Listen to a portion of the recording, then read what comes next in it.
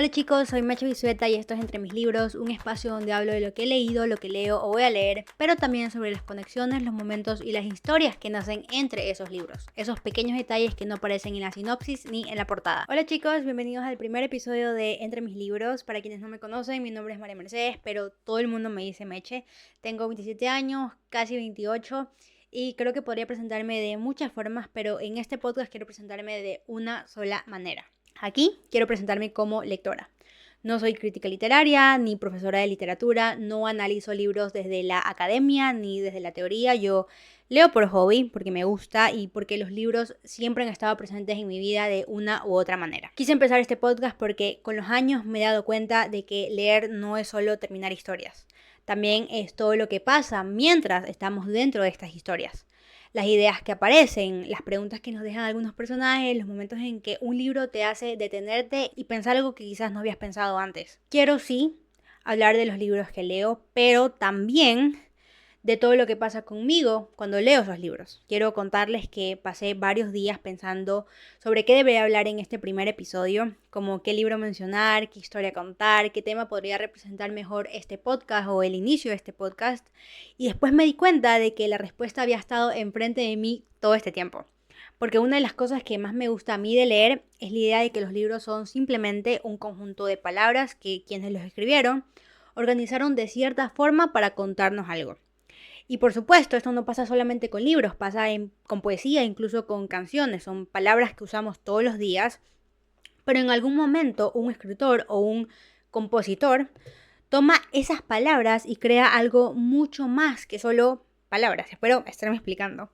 Y muchas veces no hace falta un libro entero para que un escritor o un compositor o un poeta comunique una historia, un pensamiento o una emoción.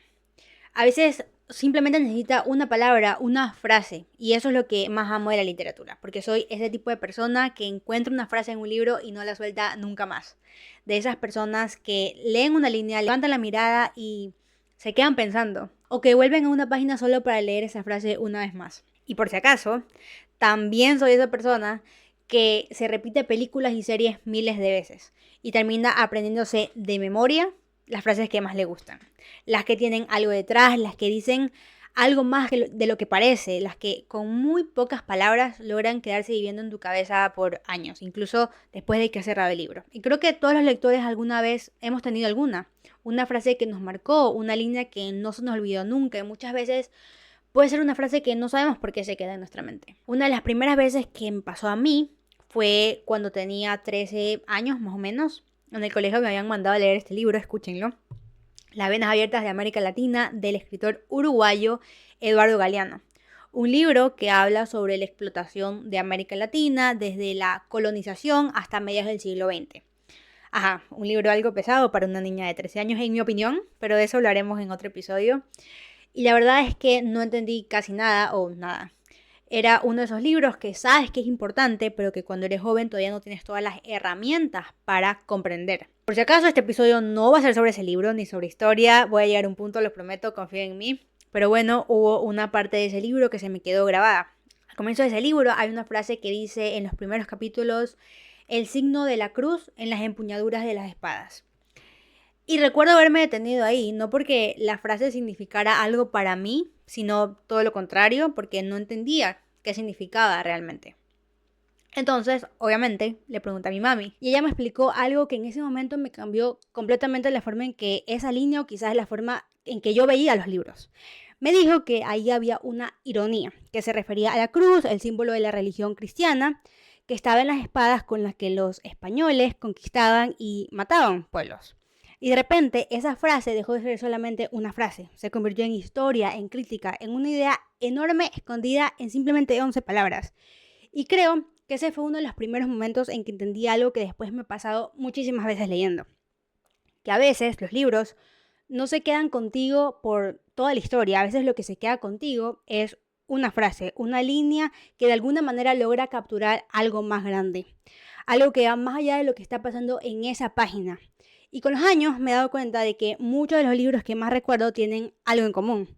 Tienen frases que terminan viviendo en mi cabeza mucho tiempo después de haber cerrado el libro.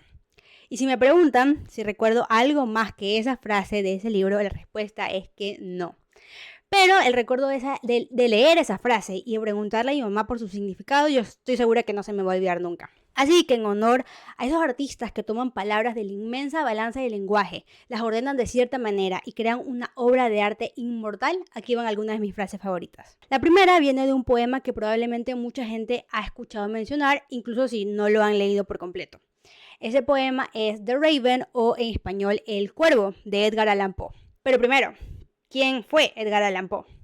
Poe fue un escritor que nació en 1809, un genio atormentado, obsesionado con la muerte, lo oscuro, lo psicológico, y para mí es responsable de que todos estos temas tan intensos puedan ser implementados de forma tan cool, no solo en la literatura, sino también en películas, en series y hasta en canciones. Su vida empezó de manera algo trágica. Sus papás murieron cuando él era niño y terminó siendo criado por otra familia, los Allan, de ahí su nombre. Nunca tuvo una vida estable, siempre estaba con problemas de dinero, peleas, deudas, o sea, un caos constante. Poe es el creador de historias como Corazón delator y Los crímenes de la calle Morgue, la primera historia del género de detectives, para quienes no lo saben.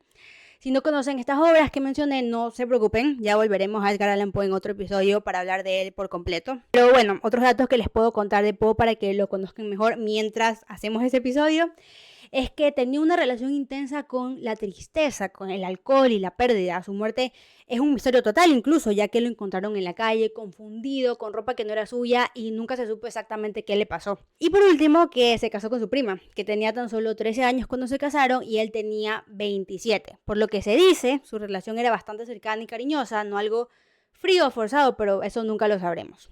Su esposa Virginia se enfermó de tuberculosis y estuvo por años muy mal, y eso por supuesto afectó muchísimo a Poe, que cuando ella murió quedó devastado, y muchos dicen que ese dolor se ve reflejado en sus escritos y a mí no me queda la menor duda.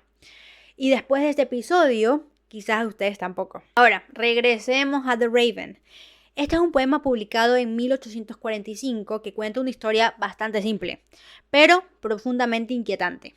Un hombre está sufriendo por la pérdida de su amada, Lenore, y de repente aparece un cuervo en su ventana y tú dirías, ok, un pájaro random en la ventana, pero no. El cuervo entra, se posa ahí como si nada, y cada vez que el hombre le pregunta algo, el maldito pájaro responde una sola palabra, nevermore, o sea, nunca más. Y al principio es como curioso, incluso medio gracioso, pero poco a poco se vuelve perturbador. El hombre piensa preguntarle cosas cada vez más intensas, como por ejemplo, si va a dejar de sufrir, si volverá a ver a Lenore, si hay esperanza después de la muerte, y el cuervo solo responde nevermore.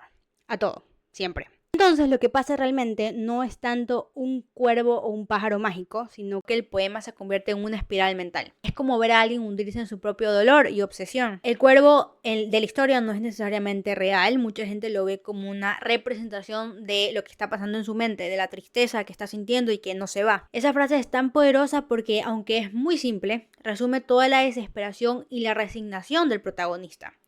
Él busca respuestas, consuelo, esperanza y recibe siempre lo mismo, que nada cambia, que nada vuelve y que su pérdida es definitiva. Y poco a poco el narrador deja de intentar explicarlo todo o tener una explicación a todo y empieza a caer en la desesperación, en la obsesión, en el dolor de recordar lo que ha perdido. Lo impresionante es que este poema se sigue leyendo y referenciando hoy en día, más de 170 años después de que Poe lo escribiera. Lo vemos en películas, series, libros y hasta canciones modernas, y por ejemplo hay series de suspenso y películas de terror que juegan con esta figura del cuervo y repiten la frase o usan la frase nevermore. Y por supuesto evoca esa sensación de misterio, pérdida y melancolía que Poe creó con este poema. Personalmente no creo que Poe haya estado loco, como muchos dicen, solo creo que era una persona que sabía cómo poner en palabras esos pensamientos que a todos nos da miedo y no queremos decir en voz alta. Ahora, la siguiente frase es una que se volvió casi universal y es Winter is coming, o como la han traducido en español, El invierno se acerca, de nada más y nada menos que Canción de Hielo y Fuego de George R.R. Martin. Martin creció en New Jersey en una familia bastante normal y estuvo obsesionado con contar historias. Antes de escribir fantasía era guionista de ciencia ficción en Hollywood, pero lo dejó porque sentía que le cortaban sus ideas por presupuesto, simplemente que le cambiaban sus historias. Y así es como se propone crear una historia solo suya. Martin es para muchos quien cambió totalmente como vemos la fantasía, ya que dicen que antes de él este género era mucho de héroe bueno versus villano malo, hasta que él llegó y dijo básicamente algo como: nadie es completamente bueno, nadie es completamente malo, nadie está a salvo y tu personaje favorito puede morir en cualquier momento. Una vez más, en otro episodio hablaremos muchísimo más de este autor y sobre todas mis frases favoritas de la saga, pero volvamos a la frase Winter is coming. En la historia esta es la frase o lema de la casa Stark, una de las familias principales de Poniente, y literalmente significa que el invierno se acerca. Porque en ese mundo los inviernos duran muchos años y son extremadamente duros. Pero la frase tiene también un significado mucho más profundo. Es una advertencia constante. Siempre hay que estar preparado porque las dificultades llegan y la vida puede cambiar de un momento a otro. Para los Stark es un recordatorio de la responsabilidad, la resiliencia y la prudencia. Y es justamente eso lo que a mí me fascina de la frase Winter is coming, porque no es solo sobre el clima. Es una frase que habla de las adversidades, de los momentos difíciles, de los retos que vienen y que debemos enfrentar. Por eso, cuando yo pienso en esta frase, no puedo evitar verla también como algo aplicable a nuestra vida diaria, porque todos tenemos inviernos personales, momentos complicados, cambios inesperados o desafíos que parecen enormes. La frase nos recuerda mantenernos alerta, preparados y enfrentar lo que venga con fortaleza. Para mí es un ejemplo perfecto de cómo una frase puede tener muchos niveles de significado literal, simbólico y cultural. Y eso es justo lo que me encanta de este primer episodio, mostrar que detrás de unas palabras puede haber toda una historia, un universo entero y hasta una filosofía de vida. Luego tenemos frases que funcionan casi como una cápsula emocional. Una sola palabra que resume años y años de historia. Una de las más famosas aparece en Harry Potter y las Reliquias de la Muerte de J.K. Rowling. Rowling es una escritora británica que antes de ser famosa estaba en una situación muy complicada. Era mamá soltera, sin mucho dinero, escribiendo en cafeterías porque no tenía calefacción en su casa. Y escribió Harry Potter, un manuscrito que fue rechazado muchas veces hasta que una editorial dijo que sí y el resto es historia. Lo que a mí más me gusta de su estilo como autora es cómo crea personajes, porque realmente sus libros se sienten muy planeados e intencionados. Como que sabe desde el inicio hacia dónde quiere llevar la historia y es increíble cómo logra conectar pequeños detalles que parecen insignificantes con lo que vendrá mucho después y que van a importar muchísimo. Ha estado en el medio de mucha conversación y debates en los últimos años por sus opiniones respecto a temas de género y derechos trans. Algunas personas sienten que eso afecta cómo ven la obra y bueno, otras separan completamente al artista de la obra. Pero yo creo que independientemente de las controversias, su impacto en la literatura es innegable. Ahora, ¿sobre cuál de tantas frases de Harry Potter quiero hablar hoy? A ver, el diálogo completo del que sale esta frase o palabra es entre Snape y Dumbledore, cuando Dumbledore le pregunta a Snape si aún ama a Lily Potter, la mamá de Harry. Y le pregunta, ¿aún la amas después de tantos años? Snape le responde con always, mostrando que su amor nunca desapareció, incluso después de décadas y a pesar de todo lo que ha pasado. Lo que hace que esa frase sea tan poderosa es todo lo que viene antes, todo lo que vino antes, todo lo que leímos antes. Años de historia, años de amor no correspondido, de decisiones difíciles, de lealtad silenciosa, y de repente todo queda resumido en una sola palabra, always o siempre. Y es increíble cómo una sola palabra puede cambiar todo lo que pensamos de un personaje. Porque antes de ese momento, Snape podía parecer alguien desagradable o incluso cruel.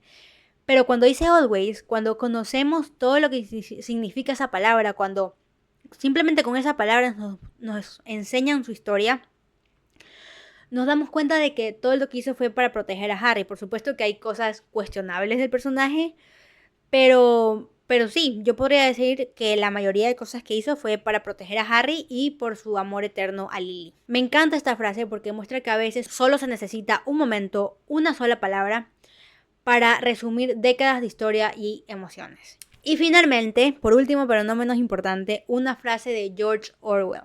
Quiero que sepan lo difícil que fue elegir estas 4 frases para que este episodio no sea eterno, pero nunca dudé sobre incluir esta frase. Orwell fue básicamente un escritor que no escribía para entretenerte, sino para incomodarte un poco, hacerte pensar y decir lo que él pensaba. Su nombre real era Eric Blair, pero usaba George Orwell porque quería separar su vida personal de lo que escribía, muy justificable. Fue periodista y estuvo en guerras reales, lo que lo marcó muchísimo y de donde yo siento que saca mucha inspiración para lo que escribió. Vivió pobreza, enfermedades y situaciones realmente duras. Orwell fue respetado en vida, sí, pero su verdadero boom como escritor pasó cuando ya había muerto. Hace poco descubrí que también escribió ensayos, no los he leído, pero estoy bastante interesada en leerlos. Pero bueno, hoy concentrémonos en la que yo creo es de las mejores frases de él y de la literatura. Y esta frase es: All animals are equal, but some animals are more equal than others. O en español, todos los animales son iguales, pero algunos animales son más iguales que otros. Del libro La rebelión en la granja. Habla sobre una granja donde los animales, cansados del maltrato y la explotación por parte de los humanos, los dueños de la granja, deciden rebelarse contra su dueño. Logran expulsarlo y toman el control de la granja con la esperanza de crear una sociedad diferente, una sociedad más justa, una sociedad donde todos los animales sean iguales. Al principio, esa idea es precisamente la que guía todo el movimiento y en la que se basan las nuevas reglas de la granja. Sin embargo, eventualmente las reglas comienzan a ser modificadas por los animales que asumen el poder y los privilegios empiezan a aparecer. Y lo que nació como una revolución termina creando una nueva jerarquía. Y en ese momento es cuando aparece esta frase: todos los animales son iguales, pero algunos animales son más iguales que otros. Por supuesto que lo primero que llama la atención es que la frase literalmente no tiene sentido, ya que si todos son iguales, nadie puede ser más igual que otro. Entonces es una contradicción. Pero eso es justamente lo más importante de la frase, porque lo que Orwell está mostrando es cómo el lenguaje puede ser manipulado por quienes tienen el poder, en este caso los chanchos. Pero bueno, no les quiero hacer spoiler, otro día hablamos a profundidad del libro. Lo que quiere decir él es que cuando las palabras se repiten lo suficiente y cuando se aceptan sin cuestionarlas, pueden empezar a perder sentido. La fuerza de esta frase trasciende el libro porque no solo describe lo que ocurre dentro de esa granja ficticia. Se convirtió en una forma de señalar algo que ocurre muchísimas veces en el mundo real, que cuando los ideales de justicia, igualdad o libertad empiezan a deformarse poco a poco hasta convertirse en algo completamente distinto. Qué loco, ¿verdad? Como en una frase se logra capturar toda esa idea de crítica al poder, a la propaganda y a la manipulación. Pero bueno, así vamos llegando al final de este primer capítulo de Entre mis libros. La verdad, a mí me pareció la forma perfecta de empezar este podcast, no tanto para que me conozcan por lo que yo puedo decir sobre mí, sino porque yo creo que mis frases favoritas me representan mejor. Dicen algo de quién soy, de cómo veo los libros, de lo que me emociona, lo que me hace pensar, incluso lo que me persigue por días. Tengo tantas ideas para los siguientes episodios que no puedo esperar a grabarlos y en serio espero que les emocione escucharlos tanto como a mí me emociona compartirlos con ustedes. También me encantaría saber cuáles son las frases favoritas de quienes me están escuchando, porque sé que cada lector es un mundo y una frase que para mí puede ser icónica, para ti puede ser X, normal. O por el contrario, puede que compartamos muchas frases favoritas y eso nos puede unir más y conectarnos como lectoras. Pero antes de despedirnos, quiero cerrar siempre cada episodio con un pequeño segmento que va a ser mi última lectura, mi lectura actual y mi siguiente lectura. Mi última lectura fue Project Hail Mary, la verdad es que lo amé. Para quienes no lo conocen, el libro cuenta la historia de Ryland Grace, un astronauta que se despierta en una nave espacial con la misión de salvar a la humanidad de una catástrofe energética. Es ciencia ficción pura, pero lo que me fascinó fue la manera en que está escrito. A pesar de que incluye mucha ciencia, todo está explicado de manera clara, sin que te sientas perdido. Todo lo que necesitas saber sobre la historia para entender el libro, te lo hace entender el autor. Además, la forma en que te hace conectar con los personajes para mí es de locos. Sientes que sus emociones, sus decisiones y sus miedos son reales y ni hablar de cómo logra hacerte sentir que esto realmente podría pasar, que es una historia completamente creíble. Eso, sumado a la historia, la trama, los giros, hizo que este libro se convierta en uno de mis libros favoritos. Incluso disfruté muchísimo la película. Pero leerlo me dio una experiencia que ninguna adaptación puede igualar. Igual la película es muy buena y recomiendo que se la vayan a ver. Ahora mi lectura actual es Harry Potter y El Cáliz de Fuego. En enero terminé de releer El Prisionero de Azkaban y no puedo pensar en un mejor mes que abril para continuar con una de mis sagas favoritas. Me está emocionando mucho leerlo porque no recordaba mucho de este libro, así que ha sido como descubrirlo de nuevo. Estoy disfrutando cada página, recordando los personajes, las aventuras y esas pequeñas sorpresas que solo otro lector me va a entender porque son cosas que aparecen cuando relees un libro, que quizás no te diste cuenta la primera vez que lo leíste. Después de Harry Potter tengo varios libros que quiero leer, pero probablemente sea Orgullo y Prejuicio. Un clásico del que no sé prácticamente nada. Ni siquiera he visto la película, yo sé, cuestionable. Pero eso es lo que me emociona, descubrir algo nuevo por completo, sumergirme en una historia sin expectativas y dejarme sorprender por cada página. Y bueno, ahora sí, gracias por escucharme. Esto apenas comienza. Soy Meche Isueta y esto es Entre mis libros.